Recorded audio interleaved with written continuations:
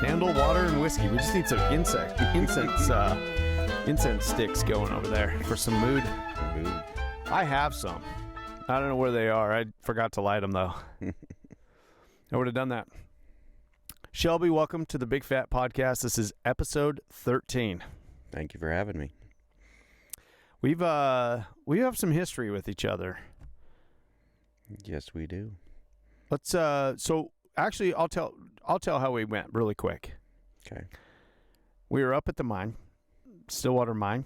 I just got out of Miner 3 training. Actually, I remember the first time I actually saw you. I was in Miner 3 training. It was probably second day. I think first day they were like, don't touch anything, don't go anywhere, don't, But then like second day, they're like, let's take you guys underground. We'll show you what miners do. And they took us someplace, and I can't remember who was with us. I think it was Gene Maestas. And I think it was. And we went into a working heading. And I cannot remember I'm horrible with names. There was a guy with me who I went through Miner 3 training with the whole time. It was me and him. We went into this heading, and there was actually you and another guy in there working this heading. And so we're like the new guys and nervous, and we don't know what's going on. And they like let us start getting on a jack leg in front of you guys. And you were just like looking at us like, and we're struggling with this thing, and we're working at it way hard and whatever. And then I don't know if Gene asked you to or if you just came and volunteered, but you stepped in and was like, here, let me show you how to do it. And you just grab that jack leg and you're throwing it around like nothing. And you just start ripping out holes. Like, and I was like, holy cow. It's crazy. I don't remember that. I know you don't. I don't think I ever brought it up with you. Yeah. But I remembered you because I was like, whoa, this is like a big day for me. And like, oh my gosh, like this is what we're going to be doing. And I remembered you because I was like, holy cow, did you see the way that guy threw that jack leg around? And I never could throw it around like that because the thing weighed as much as I did. But that was the first day. You made an impression on me. What do you think about that? Well, at least I've made an impression on someone. You made an impression on a lot of people. Yeah. Yeah, no, that was anyway, later on then I got out of Miner 3 training and they put me in your area. We're not going to go into the impression I made on you. That's just, nobody needs to know about that. I was not a good miner, and that's why I'm not up there mining today. But I would disagree. I had heart. Yep, you had heart, desire, advanced age killed that dream. Yeah, I was a little late for that. I think I started out at like 38 or something, 39. I was getting close to 40. Yeah. And that was tough. And I knew it was getting like late. And I was like, you know what? This is the toughest gig up here. I know it is, but let me go try this before I get too old. And I don't know. It was fine. But I guess in the back of my mind, I always had the lunchbox thing in my head. And because I had an exit plan, It made it hard to fully embrace that. So anyway, that's a little background. And we have a lot of good stories from up there. Maybe we'll get into that, of some sneaking around on each other. I still tell people those stories. It was fun. Some of the funnest times. Oh, yeah. I mean, you can't always work. And if you're working, you might as well have fun. Yeah, and we were working, but just there was those moments where all of a sudden it was a little something where we're sneaking up on each other or something. I still tell people about that time we both shut off our lights and tried to make each other come to each other. And anyway, and we end up skirting each other in the dark. I tell people that story all the time. But anyway, the real thing that I'm interested to hear about right now, though, is you were working down at the test site in Nevada. I was for 6 months, yeah. What was that gig, and what did you see going on down there? Like, you alluded to that one day. The company I work for went down to Mercury, the test site, and we did some test tunnels so they can do their explosive tests for them. And what do you mean by test tunnels? Just little. You just you just put a drift into you just shoot a tunnel in there so that they can go in there and blow something up back in there? Yeah, we They had a rail drift, and then we took a road header in there, and we had to cut in several tunnels for them so they could do their bring in their scientists and do their scientific tests. Scientific. Yeah. Yeah, Those guys are just having fun too. Yeah, there's one lady up there that's been there for 40 some years, and could retire, and her words to me is they're going to start doing some neat stuff, so I don't want to retire. I'm like, she's dedicated. Yeah, she doesn't want to miss out on Yeah. top secret stuff coming up. Yeah. Was all this stuff they were doing, is it all considered top secret? Or did they even talk to you guys about what they were doing back in there? Oh, they talked to us on the basic stuff, but, they weren't divulging everything, Do you think they really had stuff to hide? Or did they just like acting like they're like secret agents? Do you know what I mean? Like some people get like that in these positions where they're like, I know something you don't, and so I'm going to act like I know more. I don't think it was that. There was probably some top secret stuff going on, but we got to see some of the tunnels from back in the 60s. They walked us into the launch chambers back when they were able to do nuclear tests and showed us the launch chambers and stuff. I mean, that's pretty neat history. That is. I mean, because they don't want you just wandering around stumbling into this stuff. So they showed us the stuff that was there that they could show us, Yeah. And it was neat, the doors and stuff that close after they set off the nuke or whatever they were using back then, Yeah. They have multiple doors between the explosion and the outside and stuff like that. So it was neat history, Yeah. Yeah. Were you able to go around? Did they ever give you a tour of those old blast sites or any of the old test areas? On our drive around there, you could see the craters from those first initial bomb drops that they did. That was pretty neat. Those craters are huge. Yeah. And then if you go on YouTube, you can go to there's a bunch of sites on there where you can see that stuff, and they show it right there. Yeah. U1A is another area right close there, and we could have took a tour of that, but we didn't have time. So what was that one? U1A is another What is that? shaft tunnel. UNA? U1A, it's an area. U1A. Oh, okay. It's another area that's not quite as far in as we were. Okay. But yeah, they do a lot of really clean nuclear, or not nuclear, but a lot of testing down there, I guess. But we could have took a tour down there. That would have been neat, but we didn't have time. So. Did they give you any, like, was there a lot of rules to this? Like, don't go here, don't go there, don't ask about this, or anything like that? As long as there wasn't a sign up, you could go there. But there was areas where, there's signs up and say, do not enter, got to have special clearance and, those kind of things. Or if there's a barricade out on the roads, you do not go past those. I bet. I mean, they have security guys checking on you all the time. Like where our dry area was over at another area, and there was guys watching us all the time, so. Wow. I mean, we weren't doing anything wrong, just showering and going home, but there was always people watching. Wow.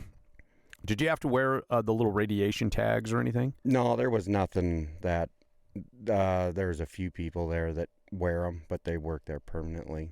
So. Okay. But everything is safe there. Yeah. I wish I took a tour when I was a kid. I was probably 8th grade. And I took a tour of the test site on a bus. Actually, this kid I went to church with, his dad worked for the Department of Energy and worked out there somewhere. And he got our little Boy Scout group a tour. Mm-hmm. We went on some shuttle bus, and we went out there, and we got to drive all around and go visit some of the old control rooms underground where they set these things off, and we got to tour. We didn't get to get out or anything, but we drove along those roads where you can see those craters, and you can see some of the concrete and steel beams that they had that are all bent and warped, and they had them placed at certain distances from the blast. So that was fascinating. I kind of wish I wasn't in 8th grade, though, because I wasn't able to really absorb it and remember it Yeah. to the max. Exactly. And just the importance of that place, and I don't know. Just at that age, it's a tough age to get the significance of all of that. And I wish I could do it at an older age when I'd really, really appreciate it. I was kind of a history buff as a kid, but I was just a kid. But so when you were telling me that you were there, I was like, I hadn't thought about that in years. Mm-hmm. So I started to think about that, and I was telling April about something. I was like, I went on a tour there. All of a sudden, it just starts coming out of me. And I was like, Shelby says he's working at the test site. And I'm like, and then all of a sudden, all this stuff starts coming in my mind. Like, oh, when I was a kid, I went out there, and I don't remember hardly any of it. And, but anyway, it drummed that up for me, and I was telling her all about that. So, no, it's pretty cool. You see the old videos of they set the nuke off, and there's a town, mock town out there. And yeah. There's still a few of those old buildings. Yeah. There, it's pretty neat. You can tell they were built back in the 50s and early 60s. Looks like the hills have eyes. Exactly. Little town. Did you ever get creeped out there? No. Me, I don't get scared. I'd have been creeped out all the time. I'd have been trying to spook everybody. Did you see something up in those hills? I would have been trying to work something on somebody. Where did you stay when you were down there? Did they have you guys? Were you just staying in Vegas, or what do you? How does that work? We stayed at a town out of Vegas called Pahrump. It's just another little casino town about an hour out of Vegas. That's interesting that you were all the way down in Pahrump. Like, I would have thought you'd have been out in North Las Vegas. I guess Pahrump. I mean, that back road from Pahrump over to Mercury. About the same. About the same. Yeah, and a little cheaper. Oh yeah, right. Yeah, staying in your camper and was just cheaper. Still an hour and a half drive one way. I used to deliver bathtubs to Pahrump, Nevada. I used to drive truck for a bathtub company just outside of Las Vegas. And we had like Ferguson Plumbing, or I don't know, whoever it was over in Pahrump, and they would order. They had subdivisions, huge subdivisions going in out there. And this was in 2005, 2006. Vegas is booming. Pahrump is booming. All land out there is just everything's skyrocketing, and housing is booming and everything. And so I used to go out to Pahrump at least like once a week and drive truck. We had a factory just on the north side, or it was about 45 minutes north of Las Vegas. But then I would drive into Vegas with a semi-truck and head out to Pahrump and go to some job site and unload fiberglass bathtubs. Yeah, it's crazy that it's out in the middle of nowhere. I mean, there's like 3 casinos. Yeah. And there's like 40,000 people out there now. That's crazy. There's that many people now? Yeah. I'm thinking it's less size of Laurel, like 15,000 people or so. Oh, wow. Yeah, and it's completely spread out. And yeah, it's an adventure. That's crazy. We used to play Pahrump in high school sports. We always played Pahrump in football and baseball, and I've played baseball in Pahrump. Yeah. That was, another time. But anyway, that's interesting to hear you, like, because you're like my Montana friend. So to hear of my Montana friend is now like going down to my old stomping grounds. Yeah, that's it's kind of funny. It was interesting, We're supposedly supposed to go back again in sometime this year. Really? For another stint.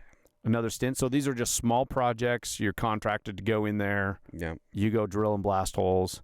Now, what are you doing? Are you running a drill, or are you running a crew? A little of both. We're working, right along everybody. So do you guys use the same type of stuff? I'm familiar with what they use up here. Obviously, it's Stillwater Mine, but I haven't been to other mines. I haven't done other mining. This ground down here it's compressed volcanic ash is what it is. Really? So it's super soft, but it's stable ground. So we're using a road header to mine out the tunnel. And what's a road header? It is it's got a big pineapple, we call it, on the front of it. Is it just kind of just drilling out through the... It just cuts it, Really? Like, how to explain it?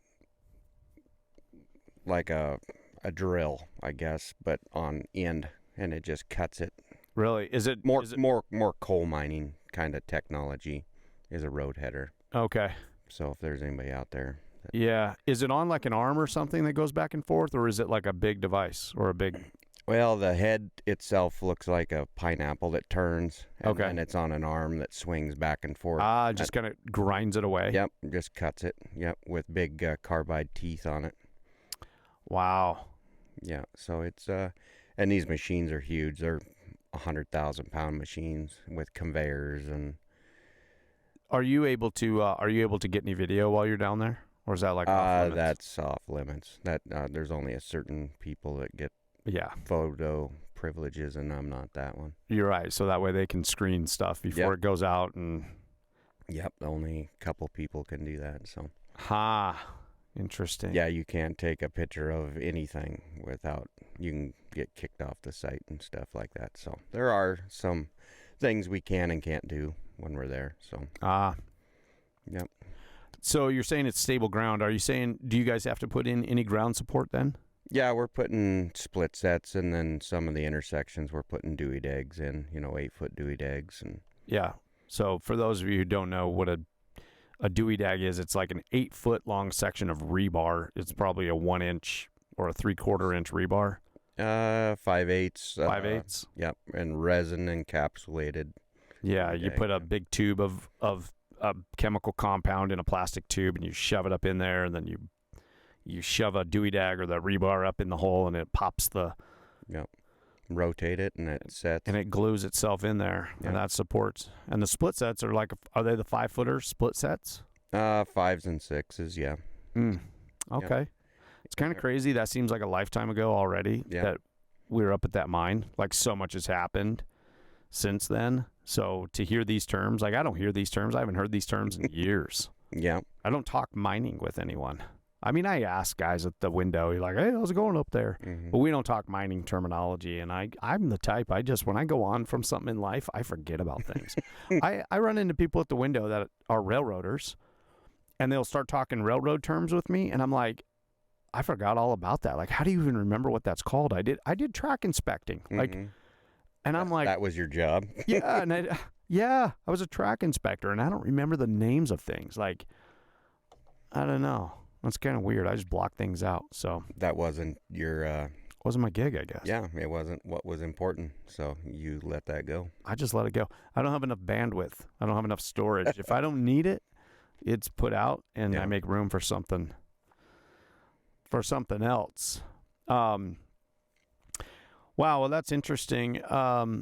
So you're going to be going back there. Then where are you at right now? Then what kind of project are you guys on now? Right, you're with the same company. You guys just get moved around to different projects. Yeah. Right now we're just back at the shop doing some shop work because we're between projects. But we're supposed to be heading to Winnemucca here in the next couple of weeks to take a couple of these road headers apart at a mine and ship them up the shaft and utilize them at other projects. So you're going back to Winnemucca. What kind of a mine is out there then? I believe that one's a gold mine. Is it a gold mine? Yeah. You don't even care. You're like, a hole is a hole. I dig a hole. Yeah. I went out there for a pre-tour site-specific stuff here a month ago, and there was 4 of us that went, and 3 of them had never been down a shaft before. And it's like... Really? Yeah. So that was an experience for them, and I'm like, I don't miss going up and down a shaft, Yeah. So they were pretty excited about it, though. Oh, yeah, they were all... And you were like... Yeah. It was a different place, and, you got to see different stuff, but... Are a lot of these places constructed the way, like, my only exposure is Stillwater Mines. So when you go to these other mines, are they engineered a lot alike? Are they, a shaft is a shaft? Yeah. A hoist is a hoist? Yeah, this one was just a smaller shaft than one you're used to. Yeah. But same type of deal. Do they do the bells and the whole 9 yards? Same bells. Yep. I guess it's just standard across the board and boarding. And MSHA regulates all that, and so it's all going to be about the same. Yeah, I think that's the way it is around everywhere for those kind of things. Huh. Yeah. Who knew? I guess I did know, but I don't know. I guess I've kind of blocked it all out. Yeah, it is neat, after I let Stillwater and ended up in Nevada, a few mines down there, it is a lot of the same, but there's some differences in how their engineers do things. And Yeah. yeah. Wow. Did you go down to New Mexico at all? Did you do any mining down there yet? Not yet, no. I might be confusing you with somebody else. Somebody else was saying I thought they were down in... We were supposed to do a project there, but it hasn't came to fruition yet. So okay. yeah. There for a while, you were at that place in Colorado, though, right? Yeah, I was at an old mine in Creede, Colorado called the Commodore 5, and that was a cool project. We were doing some rehab for the EPA so they could go back in there and do water samples and tests, and because it caved in a level down below, and we were just trying to make it safe so that those guys that don't know nothing could go down there and not get hurt, because these were mines that were mined in the late 1800s. Oh, wow. So they're all bald-headed, no bolts, all put in with wood stall sets. And I mean, back when men were men. Oh man, I mean, the things I seen up in some of those raises, and it just baffles your mind on how strong people were, you know. Oh, to put up with those conditions. Oh yeah, 100 years ago, you know. Wow. Pretty crazy. Wow. No, I don't think there was MSHA back then. It was the Wild West. You just did what you had to do. Yeah, and these guys did, man. I can't imagine. When they first started that mine, it was all hand steel, and then they broke into the air drills when they had no water, so then they're widowmakers, and these guys were dying, you know. Oh, yeah. When you're saying hand steel, we're talking somebody's holding a drill bit. Yeah. While somebody's pounding it with a sledgehammer. Yeah, and twisting it. And twist it, a little quarter turn, a little quarter turn, a little quarter turn. Yeah, and they'd shoot maybe a foot round a shift. I mean. Oh. And we're used to, you know, in modern days, you know, an 8-foot round up to 16-foot rounds, you know. Yeah, yeah. Have you ever seen, there's a documentary called The Devil's Miner?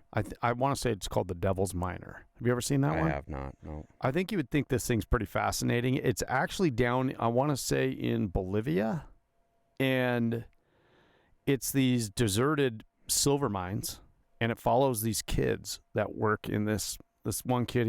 I think he's 12 or 14. Wow.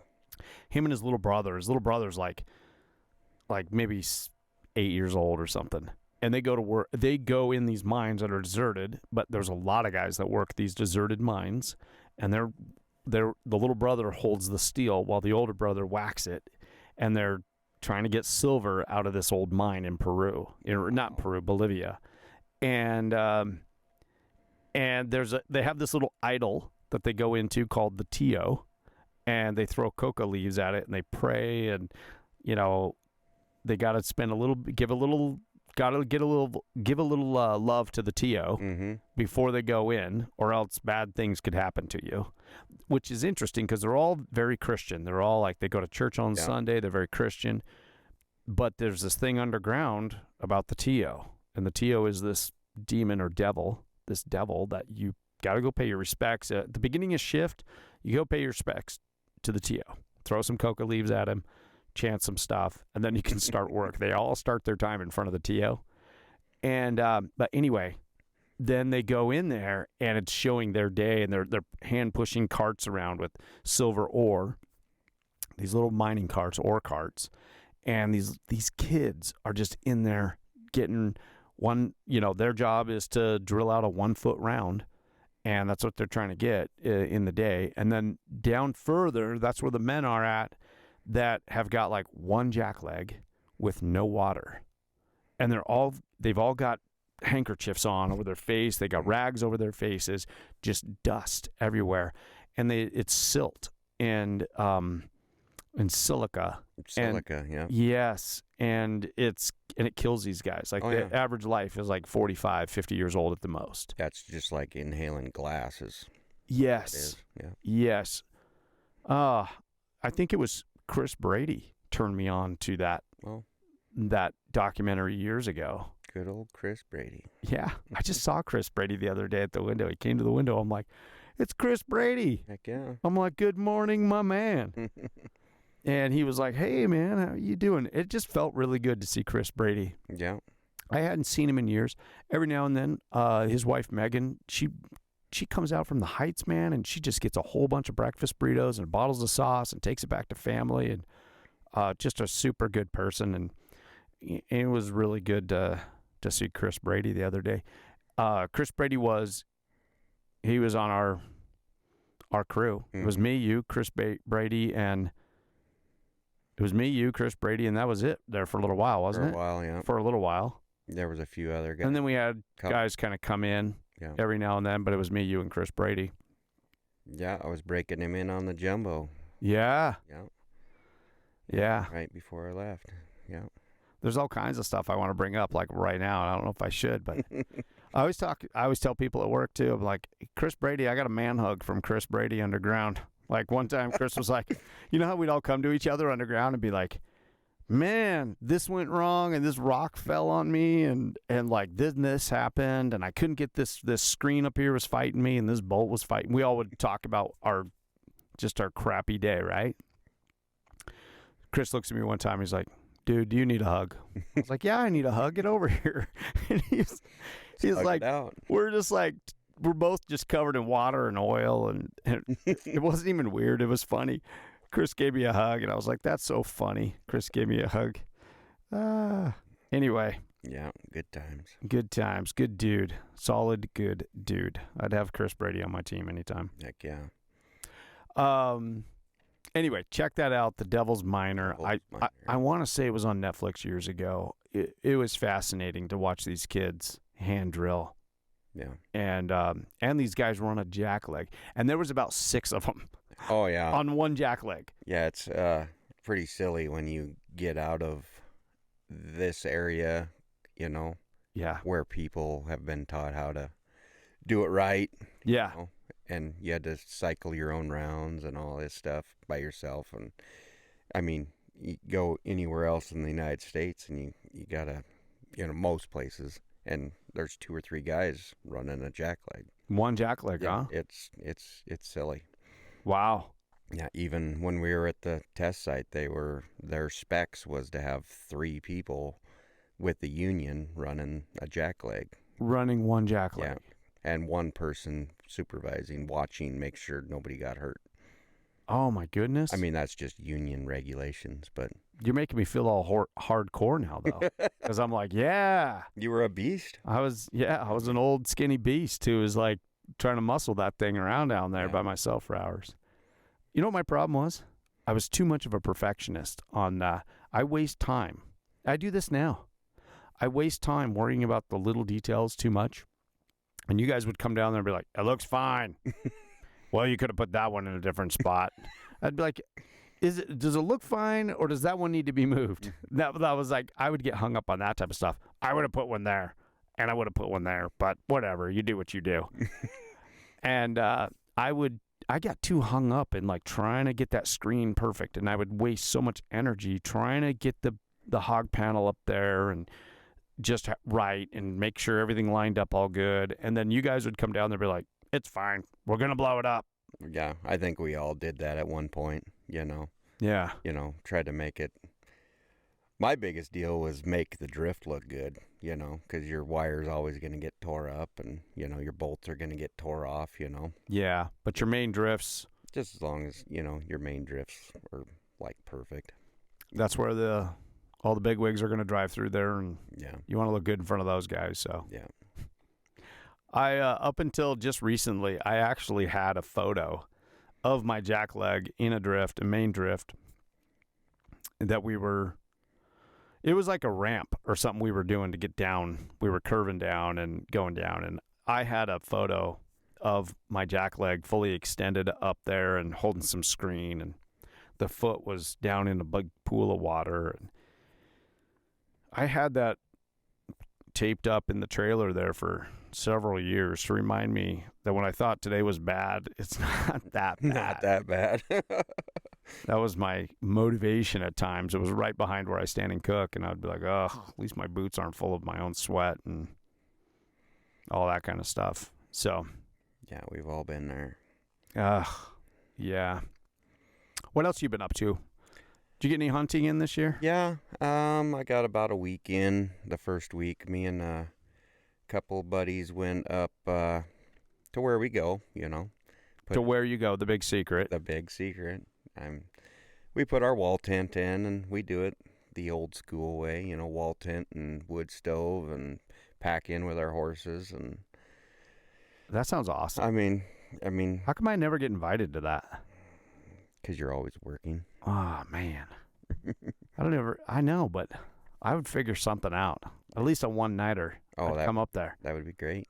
I got to figure it out, man. I mean, Gotta invite me. your burritos have made it there a couple of times. Really? Oh yeah.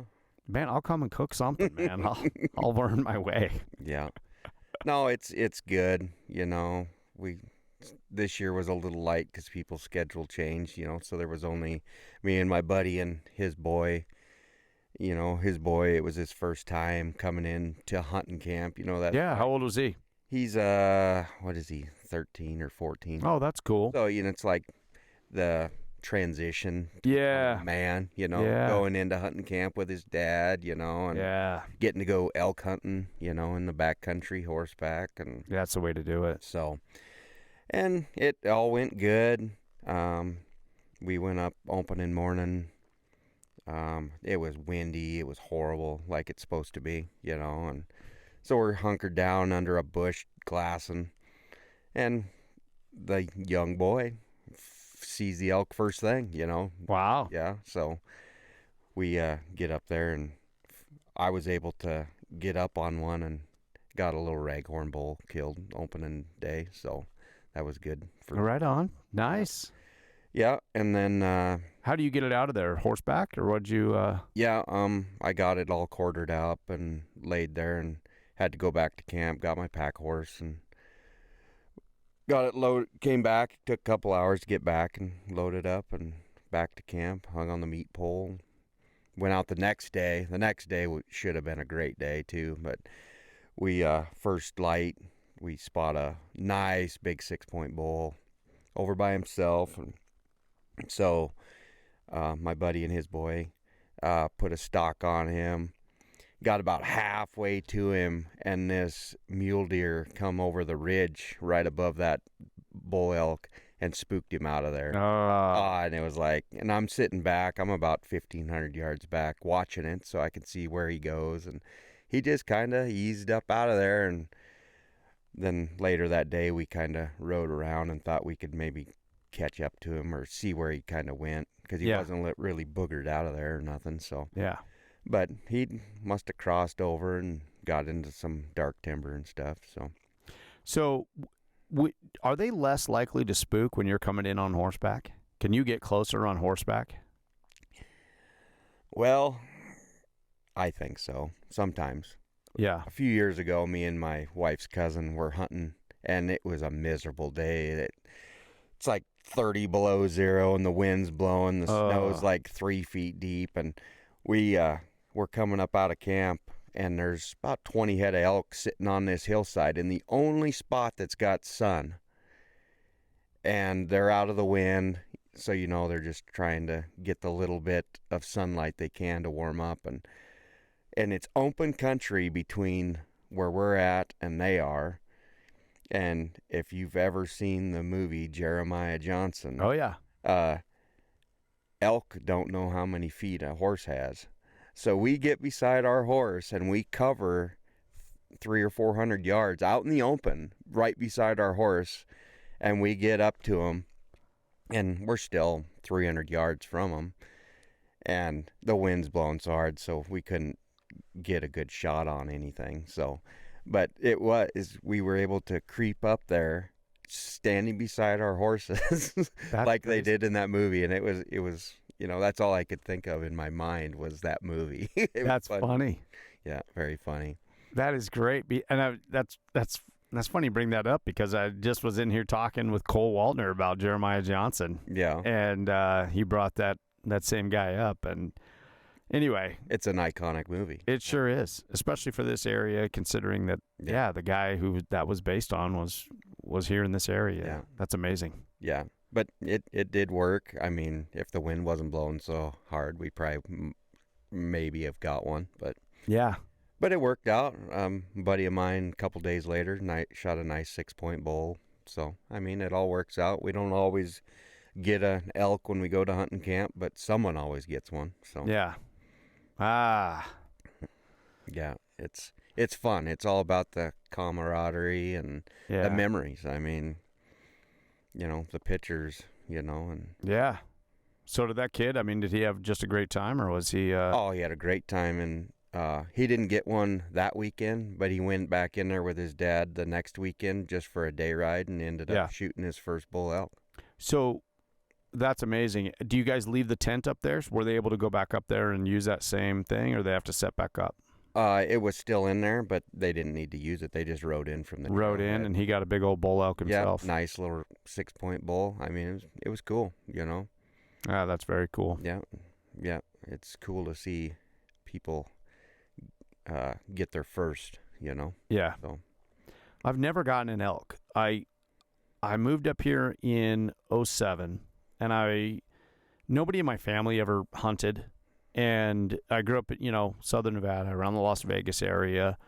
And we just never, I didn't grow up in a hunting family, and not a lot of people down there hunt, So, anyway, moved up here, and I was like, I'm going to get into this. And we did. And me and my kids, I took all my kids hunting and shot a lot of mule deer and whatever. And we did that for a few years, but I never got an elk. So I guess at times I don't know. I tell April every now and then, I'm like, next year I should make time. I said that last year, and I said that this year. I'm like, next year I should make time, and I should go draw. I've lived here my whole life, and it took me, I was 30-something when I got my first cow.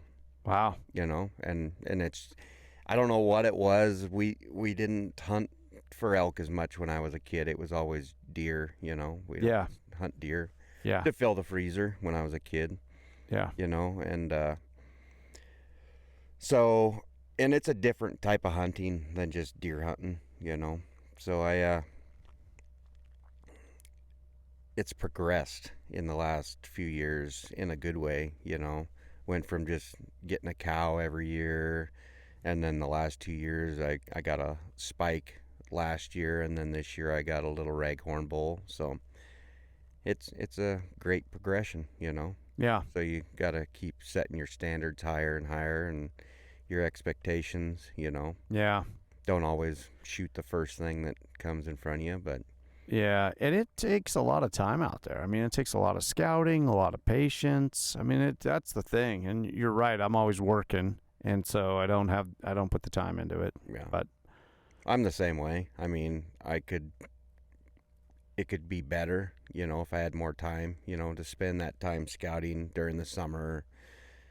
But I try to plan to have a week off for opening week of hunting season. So, and I get it done or don't get it done. So. Yeah. How old is your youngest now? He is 7. 7. Yeah.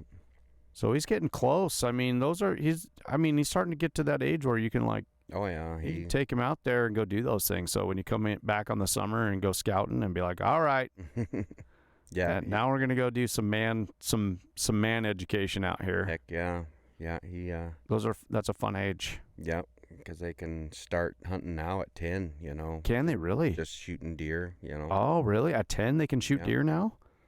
Yeah, so that's good. So it'll get them into it. Wasn't it 12 just a little while ago? Yeah, it's still 12 with your hunter safety. Okay. But you can, it's an apprentice program. So. Wow.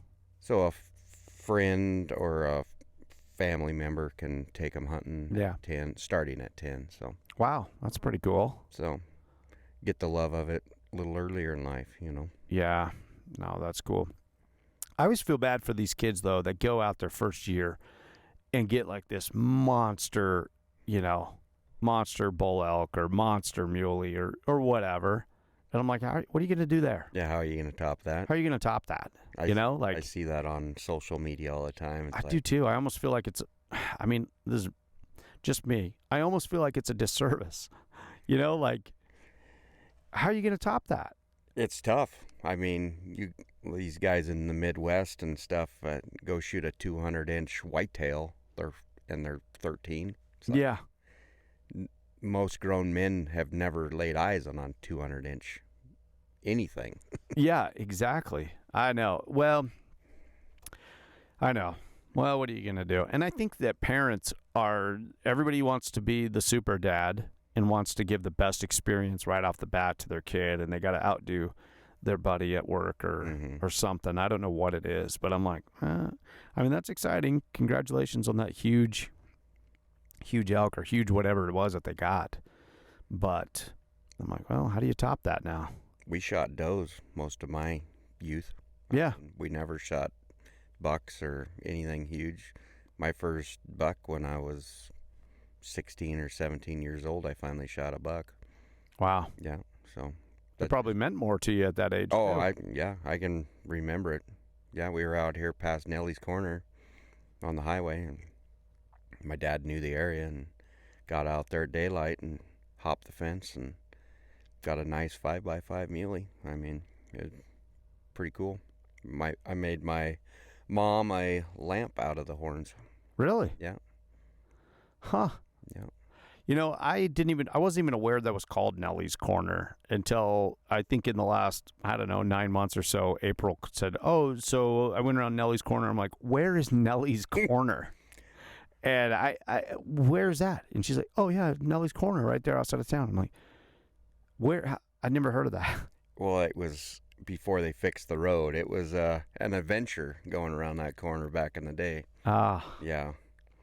It's just funny that you brought that up because I was like, nobody calls that Nelly's Corner. And April looks at me like she doesn't know if I'm serious or not. I'm like, nobody knows that's called Nelly's Corner. She's like, everybody knows that's called Nelly's Corner. I'm like, I've never heard it called that, but I'm just jealous that she grew up here. Yeah. Yeah, we all grew up here. Yeah. She lived in a trailer just down the road from where I was raised. Really? For a while, and then they lived out of town for a while. Yeah. Huh. Small community. Yeah, you guys are lucky. I don't even realize how lucky. Some of you are lucky. It's like once you get up, you get older, and you go out someplace in the world, and then when you see what the rest of the world is like, you get to come back and appreciate it, I think. And I think that's how it is for most people in most areas, but I think this is a great little area. I'm glad I found it. I found it later in life, but it's kind of at a pivotal point when I was like, you know what? My kids are like about to go into high school. If we stick around here, they're going to go through high school and then marry somebody and live right here, and we're going to be stuck here forever. So let's go move to Montana. And my kids have told me, they were like, you know what? We've been to a whole bunch of other schools when we're doing sports and doing whatever.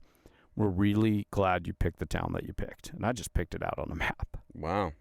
And there was times where I was like, oh, did I make the right decision? I'm kind of a spontaneous guy where I just like head out and like, I want to go experience this.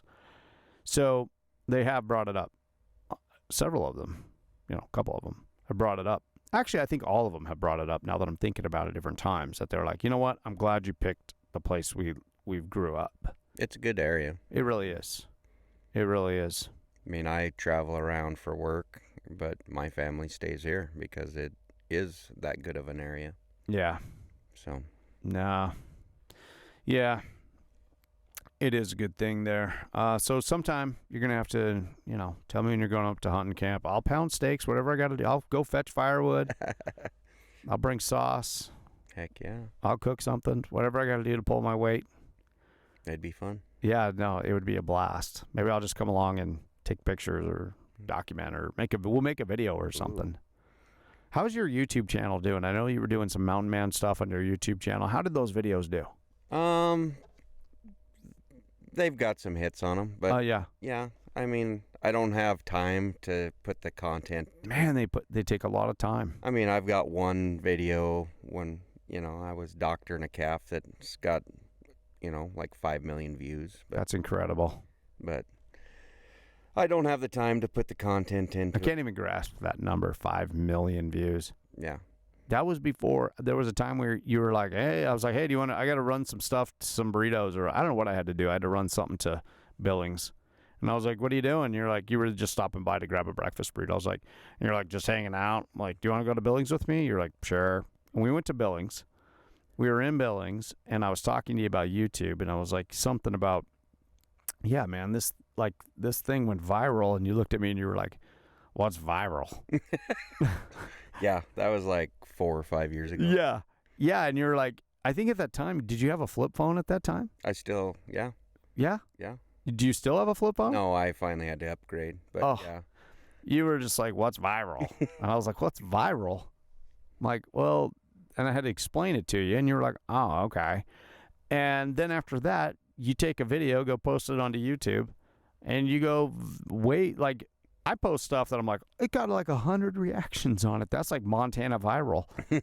But yours went like viral. Yeah, I don't know what happened. It got in the flow of things, yeah, on YouTube, and yeah, it's like 5.5 million views on that one video. That's incredible. What's that video called? It's lancing an abscess on a calf.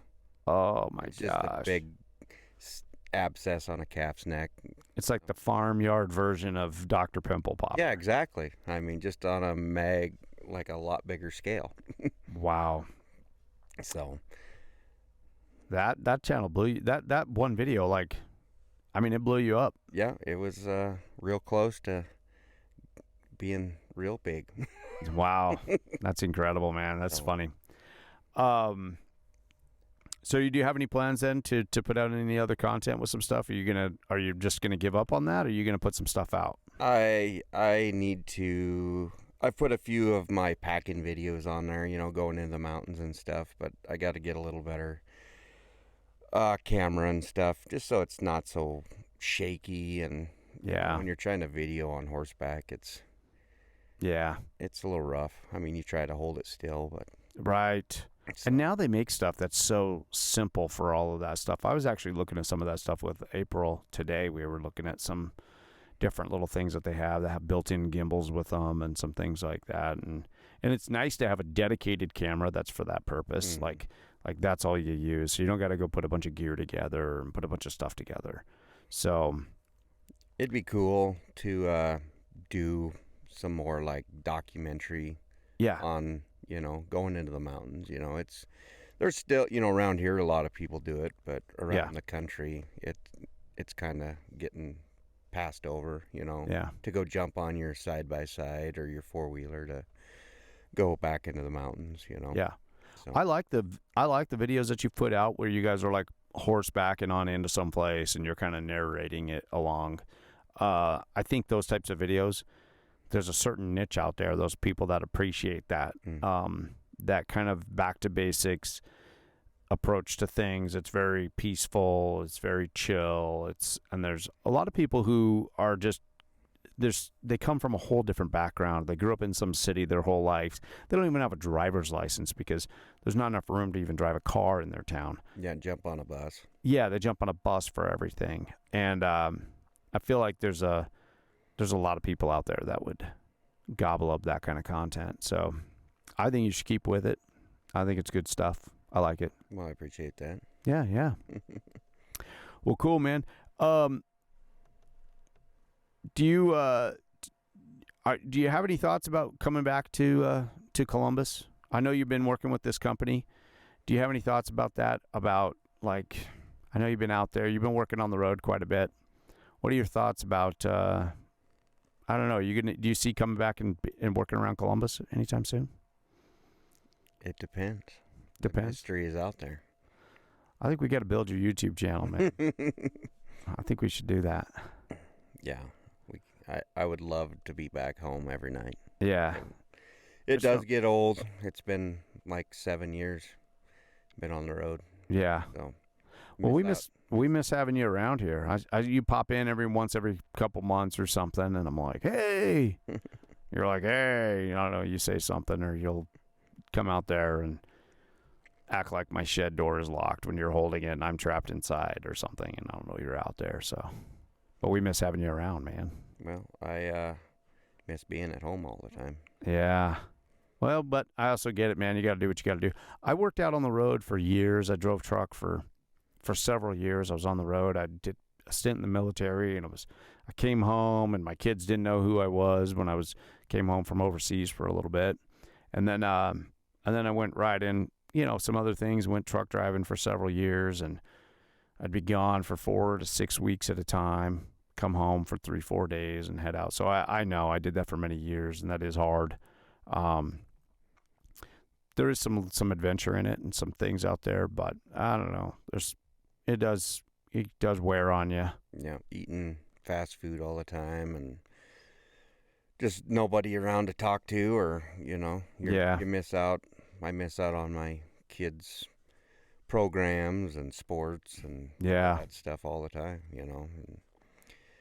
but I know it's sometimes the sacrifice I have to make to pay the bills. So yeah, for sure, we all got to do it.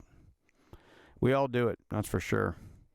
The first time I left the mine, remember, I hired on in the mine in 2008 and got laid off in a month and a half. I can't remember what it was. I was only like a few weeks away from getting done with probation, and they just laid everybody off. Yeah, that was in 2008. Yeah. And I actually went to they opened up like a job thing with, it was kind of a hiring thing. The mine put this thing on, and they brought in these job service. And I actually talked to this guy I was like, hey man, can you just get me another truck driving job? He was a Veterans Affairs guy, actually a Veterans Affairs job service guy. And I did not want to go back out on the road. I'd done that for years. He actually was like, do you want to do a different skill? And I was like, yeah, sure. Anyway, I got into welding and ended up back here on the smelter expansion project, welding. That led to me going to BNSF and doing track welding for them. But then again, I was back out on the road, and he had suggested the welding thing so I didn't have to go back out on the road and driving truck. I was like, can you get me something on the I-90 corridor? Be looking for a job for me. Anyway, I went welding to try and be home. But then when I hired on with BNSF, which was, a lot of people were like, hey, this is a good career. You don't give up this thing. I was still gone all the time. And I'd missed a lot of stuff. So same type of thing. But I was really close to going back out and doing that. So anyway, I was glad to get home. I was glad to figure it out. I think it's worth it. I mean, if you can, I know you got you guys do. You're a hard worker. You're like the type who's got a hard work ethic and everything else. But yeah, man, if there was something we could do together, or build your YouTube channel up, or do something, man. You're a man of many talents. So master of none. Yeah, I don't know about that. You're a handy fellow. You're a fixer. You're a smart guy. I've seen you fix things or deduce a problem so quickly, with some piece of equipment or something. Or I'm like, how does he know? How does he know that? How does he think that through? I'm not a complete moron, but I'm just above that. When it comes to those types of things, and I've seen you fix problems or get around problems or things like that. Really fast. Not everybody has that skill. And then there's a bunch of guys up there that don't have that skill. There's a lot of morons up there, right? No comment. No comment? Yeah, that's because off camera I know you have a comment. But so I think, hey, we put your mind to it. We get you back home, and I'd love it. Let me know if there's something we can do together or whatever, man. We'll figure something out. Heck yeah. Well, cool, man. Hey, I appreciate you. I think we're right at an hour, man. Wow. It's been great. Yeah. No, it's good to catch up with you. And I don't know, maybe one of these times we'll get into some old Stillwater mine stories and some shenanigans that we were into on each other. There were some shenanigans. There's some stuff I can't even tell my kids about. Most of it I can't tell my kids about. So I don't know if we'd ever record that, but anyway, it's really good to sit down and talk with you, man. It's good having you as a friend. I've missed you being around here. It's good to see you whenever you can stop by the trailer. Yeah, so you do that more often, my man. Come see us. Heck yeah. When you get into town. You're heading back to work tomorrow, right? Yes, sir. Fly out tomorrow afternoon. Oof. All right, man. Well, you be safe out there. Thank you. All right. Thanks for coming on the Big Fat Podcast.